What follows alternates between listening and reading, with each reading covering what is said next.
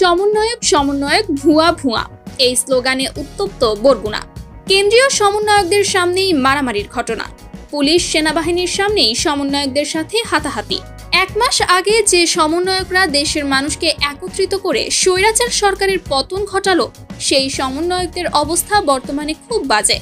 প্রায় প্রতিটি সভায় এখন সমন্বয়কদের সামনেই মারামারি হচ্ছে, ভুয়া ভুয়া বলে স্লোগান দিচ্ছে। বগুড়ায় সমন্বয়ক মাহিনকে 10 মিনিটের আলটিমেটামে বের করে দেওয়ার পর আজ বরগুনায় সমন্বয়ক ভুয়া ভুয়া স্লোগানে মিছিল হয়েছে। সে সময় অন্তত 1 থেকে 2 হাজার সাধারণ ছাত্র সেই মিছিলে উপস্থিত ছিল। এছাড়াও পুলিশ নেভির কড়া নিরাপত্তার পরেও সমন্বয়কদের সামনেই হাতাহাতির ঘটনা ঘটেছে। সাধারণ ছাত্রদের দাবি, সমন্বয়করা কেন আলাদা নিরাপত্তা পাবে? তারা কি কোনো দলীয় নেতা নাকি? এছাড়া সমন্বয়কদের বক্তব্য নিয়েও সাদানের মাঝে ব্যাপক ক্ষোভের সৃষ্টি হয়েছে। তারেক রহমানকে নিয়ে বাজে মন্তব্য করা নিয়েও অনেকেই সেই মিছিলে সমন্বয়কদের ভুয়া ভুয়া বলে স্লোগান দিয়েছে।